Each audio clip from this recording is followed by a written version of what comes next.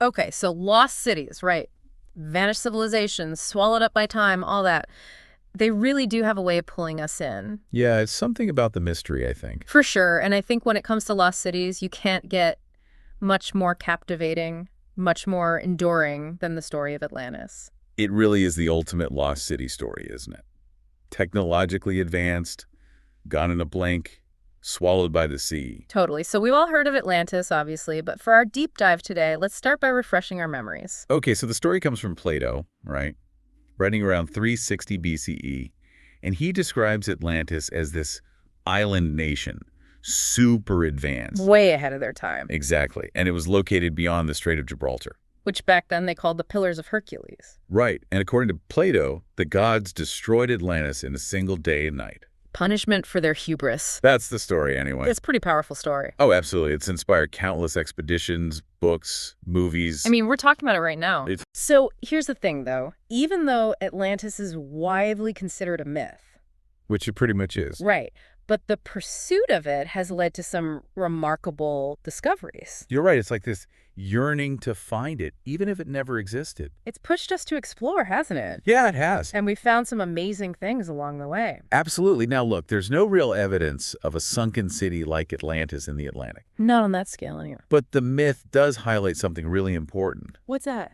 that catastrophic events can completely reshape civilizations in an instant. I mean, look no further than Pompeii, right? Absolutely. But for a more geographically relevant example, take the volcanic eruption of Santorini, Ah, Santorini. or Thera as it was known back then, and this was in 1627 BCE. Okay. Completely buried the Minoan city of Akrotiri in meters of volcanic ash. I mean, that's got to be devastating. Oh, it was, but it's also preserved an amazing snapshot of their lives. Bit of time capsule. Exactly. And we're learning so much about their urban planning, their infrastructure. They were surprisingly advanced, weren't they?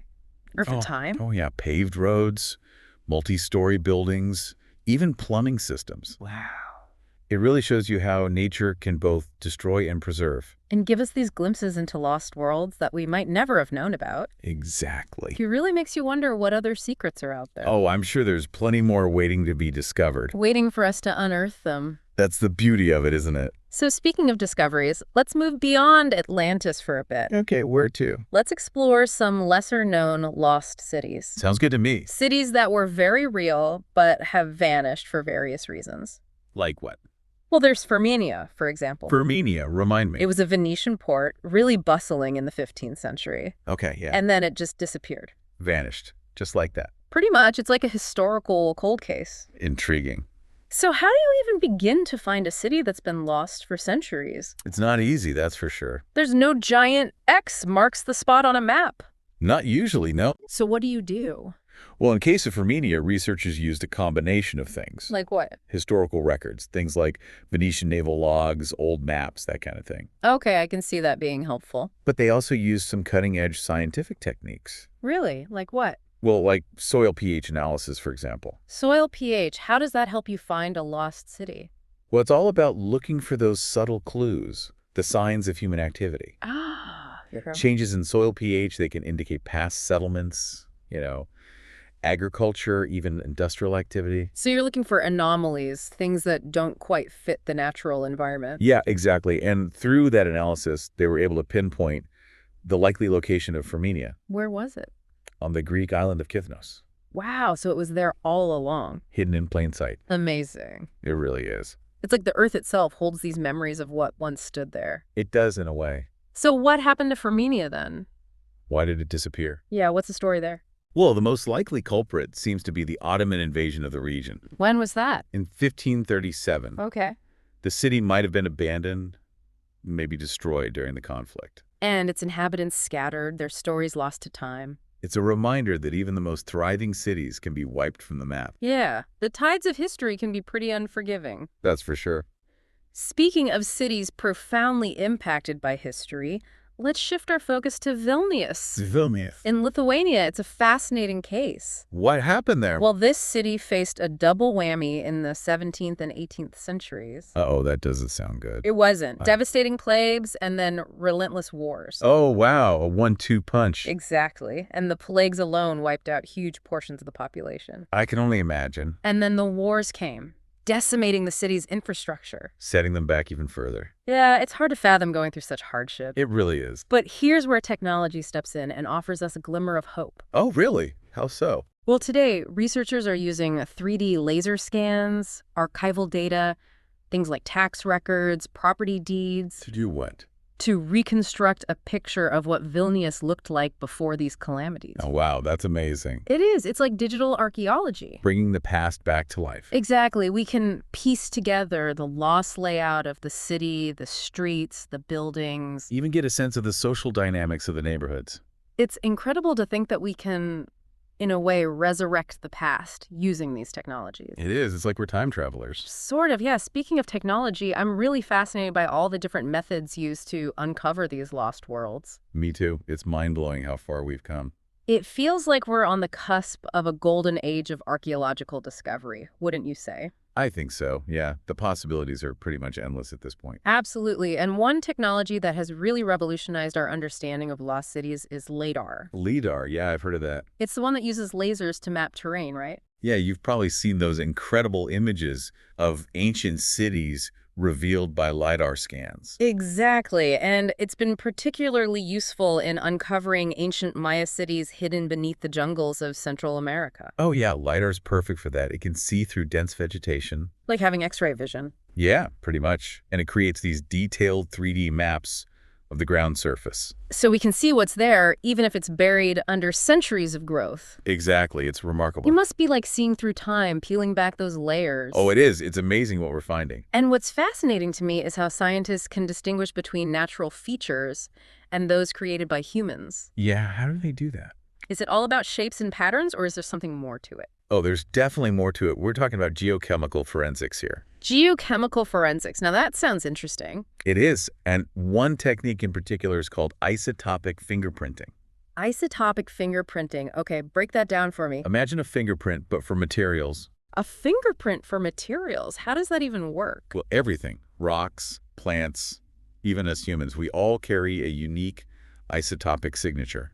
Okay. And this signature is based on the environment where that thing formed. Ah, I see. So by analyzing the ratio of different isotopes, for instance, strontium isotopes, in building materials, we can trace their origin. So let me get this straight.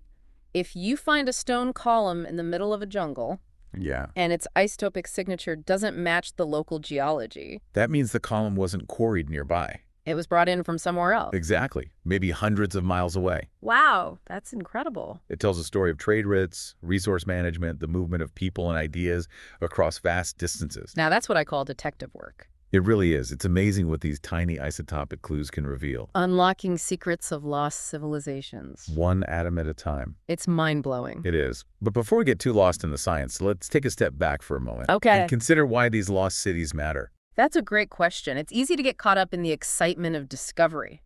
It is. But why should we care about these civilizations that vanished centuries ago? What relevance do they hold for us today? That's what we need to explore. I'm all ears. They offer a unique perspective on the challenges we face today. Okay, I'm intrigued. Give me an example. Take the city of Cahokia. Cahokia, okay. It was near present-day St. Louis, Right? and it was once the largest city in North America. Wow, I had no idea. Tens of thousands of people lived there, That's incredible. but it declined. What happened? What caused its downfall? It's a question that has puzzled archaeologists for decades. So no easy answer then. No, not really. It seems like a combination of factors. Okay, like what? Deforestation, climate change, social unrest. Wow, so they face some of the same issues we're grappling with today. Yeah, in a way, history repeating itself. It's a cautionary tale, isn't it? Oh, absolutely. A reminder that even the most powerful civilizations are vulnerable. Especially if they don't adapt. It makes you think. It does. So we've talked about cities lost to the jungle, cities buried by volcanoes. Right. But what about those cities that have been swallowed by the sea? Oh, the underwater cities. It's almost like something out of a fantasy novel, isn't it? It is quite remarkable. Entire cities submerged beneath the waves. Like Heraclean. Heraclean, tell me about that one. It was an ancient Egyptian port, Okay. vanished beneath the Mediterranean Sea around the 8th century CE. Wow, so over 1,000 years ago. Yeah, and for centuries it was just a legend. Until when? Until the late 1990s. What happened then? Underwater archaeologists started exploring the Bay of Aboukir. And what did they find?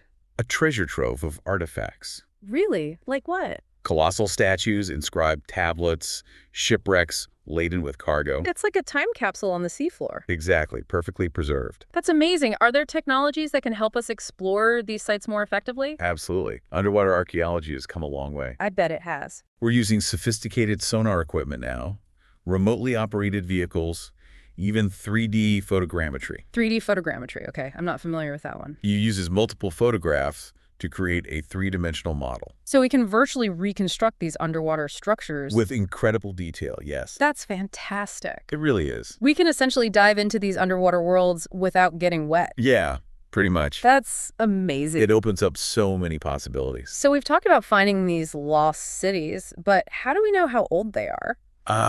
Dating. That's crucial. It must be quite a challenge, right? It can be, especially given the variety of materials and the vast spans of time involved. I mean, we're talking about thousands of years in some cases. Exactly, and each material requires different dating methods. So carbon dating, that's the most well-known, but it only works for organic materials, right? That's right. Things like wood, bone, charcoal. What about other materials then, like ceramics or stone? For those, we have other techniques, Hmm. like thermoluminescence dating.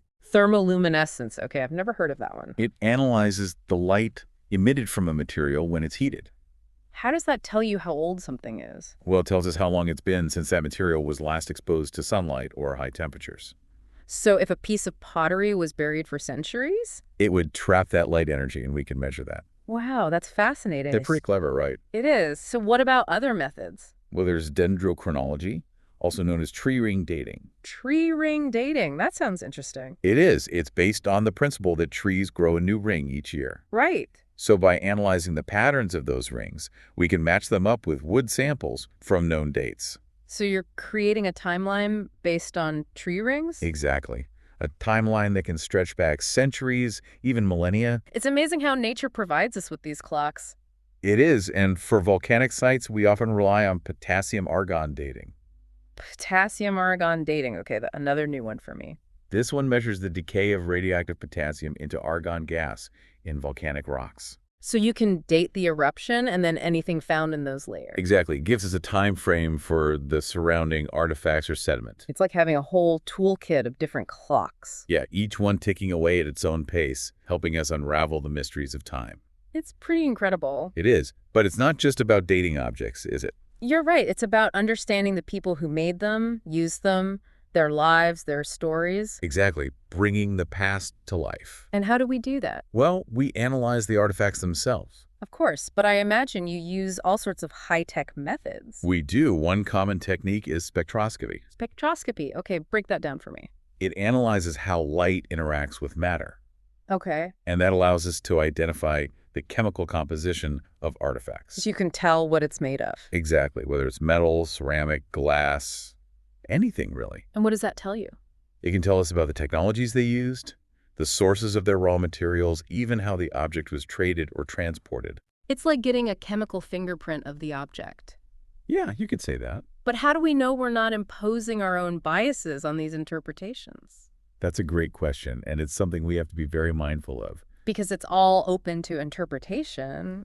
To a certain extent, yes, but that's why we rely on multiple lines of evidence. So you're not just looking at one piece of the puzzle. No, we're combining scientific analysis with historical context, understanding the culture and society that produced the artifact, It's about letting the artifacts speak for themselves. but also recognizing that our own perspectives can influence how we hear them.